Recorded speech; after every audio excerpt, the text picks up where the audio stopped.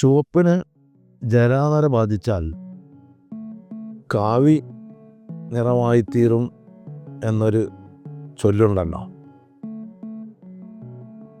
CPM കുറച്ച് പ്രായമാവുകയും ജരാനര ബാധിക്കുകയും ചെയ്യുമ്പോൾ സംഘപരിവാറിലേക്ക് കയറിക്കൂടുന്നതിൻ്റെ ചേക്കേറുന്നതിൻ്റെ ഉദാഹരണങ്ങൾ നമ്മളിപ്പോൾ ധാരാളമായി കണ്ടുവരികയാണ്. പശ്ചിമ ബംഗാളിൽ സംഭവിച്ചത് ഇങ്ങനെ തന്നെയായിരുന്നു. അതേപോലെ കേരളത്തിലും സംഭവിക്കുന്നു. ചിന്തിക്കുന്ന ചിന്തകൾ ചർച്ചയ്ക്ക് വിധേയമാക്കുന്ന ഗഹനമായ പഠനങ്ങൾ നടത്തുന്ന CPM ബുദ്ധിജീവികൾ പോലും ഈ ഒരു അസുഖത്തിൽ നിന്ന് വിമുക്തരല്ല എന്നതാണ് CPM പ്രതിനിധീകരിച്ച് ചാനൽ ചർച്ചയിൽ കൊടികുത്തിക്കയറുന്ന റജി ലൂക്കോസിനെ പോലുള്ളവരുടെ മനം മാറ്റം സൂചിപ്പിക്കുന്നത്.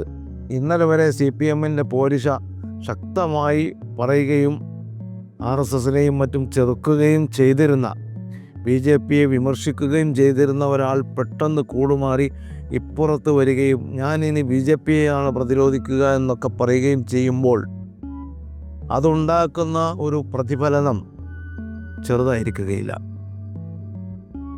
ഇത് ഒരു ഒറ്റ രാത്രി കൊണ്ട് CPMൽ സംഭവിക്കുന്നതോ അല്ലെങ്കിൽ ഒരൊറ്റപ്പെട്ട സംഭവമായി മാർക്സിസ്റ്റ് കമ്മ്യൂണിസ്റ്റ് പാർട്ടിക്കുള്ളിൽ ഉണ്ടാകുന്ന ഒരു ചലനമോ ഒന്നുമല്ല. ഇത് കുറേ കാലമായിട്ട് നേരത്തെ തിരുവനന്തപുരത്ത് 2 CPM ഓഫീസുകൾ തന്നെ BJP ഓഫീസുകളായി മാറിയ കഥ നാം കേട്ടിട്ടുണ്ട്. ഒരു CPM സ്ഥാനാർത്ഥിയായി തിരുവനന്തപുരം കോർപ്പറേഷനിലേക്ക് മത്സരിച്ച ഒരു യുവതി പരാജയപ്പെട്ടപ്പോൾ ആ ഫലപ്രഖ്യാപന വേളയിൽ തന്നെ വിജയിച്ച വനിതയായ BJP സ്ഥാനാർത്ഥിയുടെ കൂടെ ചെന്ന് ആഹ്ലാദ നൃത്തം ചവിട്ടുന്ന കാഴ്ചയും നമ്മൾ കണ്ടിട്ടുള്ളതാണ്. വേറെയും ഒരുപാട് കാഴ്ചകൾ നമ്മൾ കണ്ടു. TMCയെ പ്രതിരോധിച്ച് പ്രമേയം പാസാക്കുകയും പ്രസ്താവനകൾ ഇറക്കുകയും ഒക്കെ ചെയ്ത പാർട്ടി ഒരു ഘട്ടത്തിൽ പെട്ടെന്ന് പോയിട്ട് അതിനൊപ്പുവെക്കുകയും ഞങ്ങൾക്ക് ആ ഫണ്ട് കിട്ടിയാൽ മതി എന്ന് പറയുകയും ചെയ്യുന്ന സ്ഥിതിവിശേഷവും നമ്മളെല്ലാവരും കണ്ടു. അതുപോലെ തന്നെ കേരള ഗവർണറുടെ സംഘീവൽക്കരണത്തിനെതിരെ SFI, DYFI ഘടകങ്ങളൊക്കെ തന്നെ പ്രക്ഷോഭം പോരാടിക്കൊണ്ടിരിക്കുമ്പോൾ അതിനുള്ളിലൂടെ ചെന്ന് ഗവർണറുമായി സന്ധി സംഭാഷണം നടത്തുകയും ഗവർണർ പറയുന്ന ആളുകളെ VCമാരായി നിയമിക്കാൻ സന്നദ്ധരാവുകയും ചെയ്ത മുഖ്യമന്ത്രിയെയും നമ്മൾ കണ്ടു. പാർട്ടിക്ക് ചാഞ്ചാട്ടം പതിയാണെങ്കിൽ മുഖ്യമന്ത്രിക്ക് അതിവേഗത്തിലാണ് ചാഞ്ചാട്ടം. അതിവേഗം ബഹുദൂരം എന്ന ഒരു വികസന മുദ്രാവാക്യത്തിലൂടെയാണല്ലോ ഈ പാർട്ടി അധികാരത്തിൽ വന്നത്. എന്നാൽ അതിവേഗം ബഹുദൂരം സംഘിസത്തിലേക്ക് പാഞ്ഞെടുക്കുന്നു എന്ന ഒരു പ്രത്യേകത കൂടി ഇതിനുണ്ട്. പന്തളത്ത് CPM ബ്രാഞ്ച് സെക്രട്ടറി കുടുംബസമേതം BJPയിലേക്ക് ചേക്കേറിയതും ഒരു അത്ഭുതകരമായ വാർത്തയല്ലാതായി മാറിയിട്ടുണ്ട്. ഇതാണ് ഇപ്പോഴത്തെ സ്ഥിതി. ഈ സ്ഥിതിയിൽ ചുവന്ന കൊടി നരക്കുകയും കാവിയായി മാറുകയും ചെയ്യുന്നതിൽ അത്ഭുതമില്ല. അത് തന്നെ ആളുകളിപ്പോൾ ചെങ്കാവി എന്ന് വിളിച്ചു തുടങ്ങുകയും ചെയ്തിരിക്കുന്നു. പക്ഷേ ഇതിലൊരു നഷ്ടം കേരളത്തിനുണ്ട്. കേരളം ഇതുവരെ കാത്തു സൂക്ഷിച്ചിരുന്ന കുറേ മൂല്യങ്ങളുണ്ട്.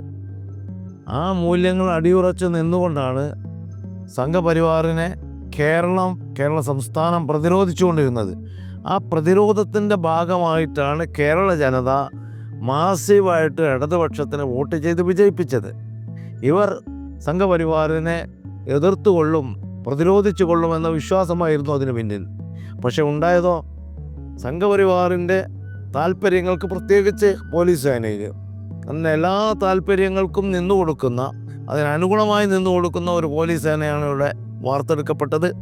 അതിനനുസൃതമായ പോലീസ് മേധാവികളാണ് ഇവിടെ പ്രവൃത്തിപഥത്തിൽ വന്നത്. തിരുവനന്തപുരം കോർപ്പറേഷൻ മേയറാവാൻ ആഗ്രഹിച്ച് കോർപ്പറേഷനിലേക്ക് മത്സരിച്ച് ശ്രീരേഖ ആവട്ടെ, അല്ലെങ്കിൽ TP സംഘുവാർ ആവട്ടെ, ഇവരെല്ലാം തന്നെ ഇതുപോലുള്ള ഒരുപാട് പോലീസ് ഉദ്യോഗസ്ഥരെ നമ്മൾ കണ്ടു.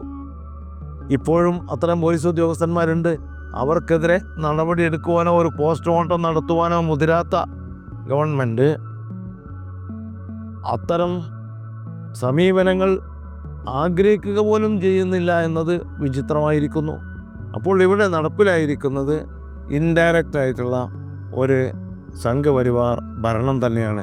അല്ലെങ്കിൽ കേന്ദ്ര ഭരണത്തെ ഒളിച്ചു കടത്തുകയാണ് ഇവിടെ ചെയ്യുന്നത് എന്ന ആക്ഷേപത്തിൽ 100% കഴമ്പുണ്ട് എന്ന് തന്നെയാണ് പ്രവൃത്തിപഥത്തിൽ വന്നിരിക്കുന്നത്.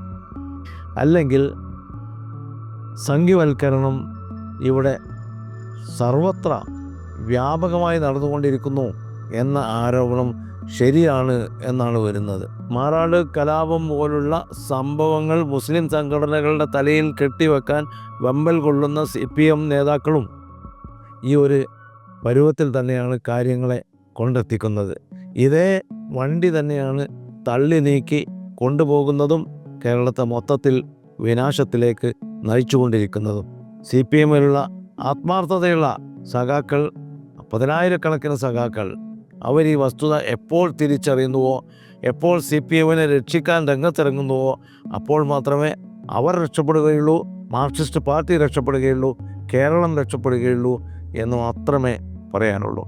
കൂടുതൽ വാർത്തകൾക്കും വിശേഷങ്ങൾക്കും news tag live TV subscribe ചെയ്യുക.